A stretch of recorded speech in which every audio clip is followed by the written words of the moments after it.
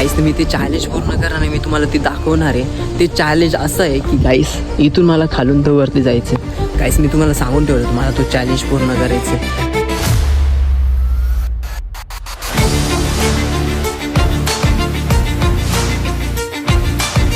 ठीक आहे गाईस, थोडंसं बसतो पुन्हा खाली.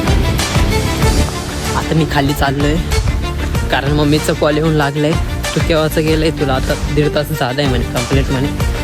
आता माझी फाटते आणि मी चाललो यार, एकदम जबरदस्त भीती वाटते आता मला एकदम वरती, कारण कोणीच नाही वरती.